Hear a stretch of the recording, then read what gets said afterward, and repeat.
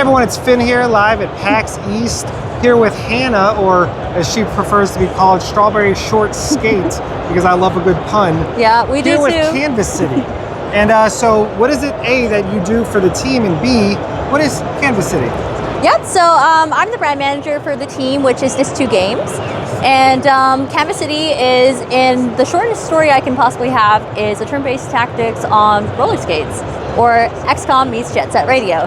Which, that alone, kind of like reset my brain a little when I heard that combination. Yeah. Whose idea was that, to combine those two very different ideas and mash them into one baby? Yeah, it's a random mix, but it works really well. And on our team, we have some developers who grew up playing these games and have a real love for it. So they've kind of let that shine through in all the work that they're doing. So it's always really nice to hear people kind of seeing the threads that come through for it. And so who is Strawberry Short Skate in the grand scheme of things? Yep, so in Canvas City, you will see these drones that are flying around. So those are going to be the drones that Strawberry Short Skate has filming the battles.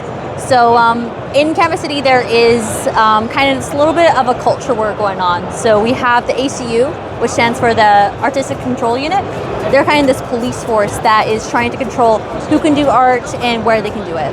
The Spark Skaters, which you will probably be following with the drones, they're rebelling against this, and they want to challenge the mandate and basically do creativity how they want to and make their mark on the city. Very Jet Set. Yeah, very Jet Set, and also yeah. just visually, the game invokes a lot of the Jet Set vibes, right? Yeah. Like just a lot of neon, a lot of bright colors.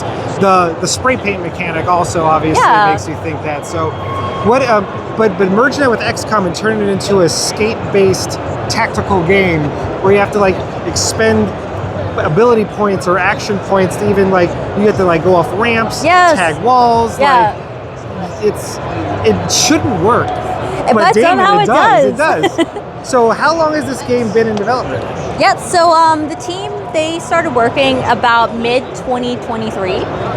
So do you want the whole backstory, the long or short story? You tell me.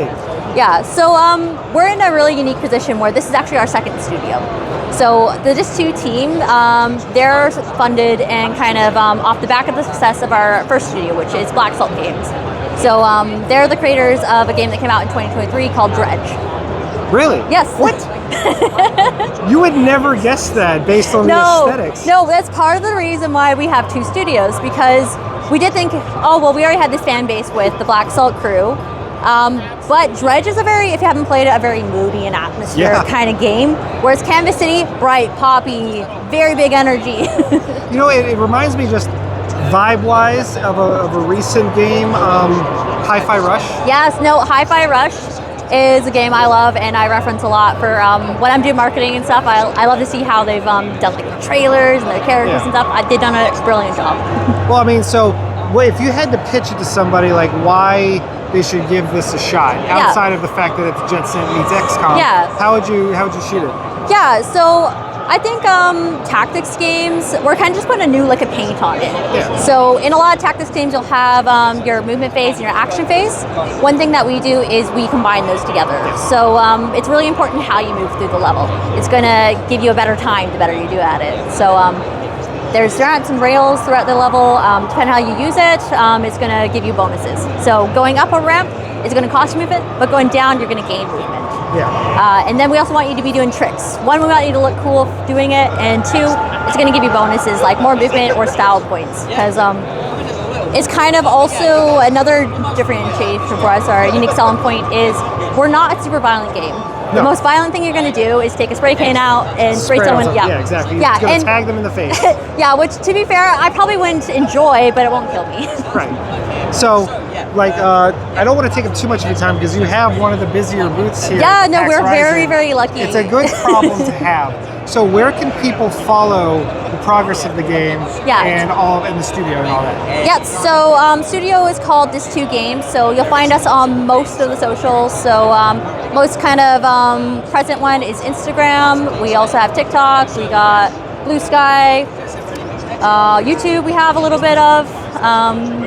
And then for game-wise, we're going to be having a demo coming out in about a month or two. Nice. Yeah, release date, we haven't settled on one yet, but we'll kind of see how the demo goes to kind of figure out when that is. That's the beauty of a demo, get that feedback.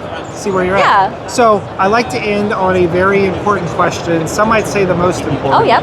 And I want to hear an answer from both Strawberry Shortskate Yes, and yep. Hannah. Yeah. So in your heart of hearts, if you have to choose, cake or pie?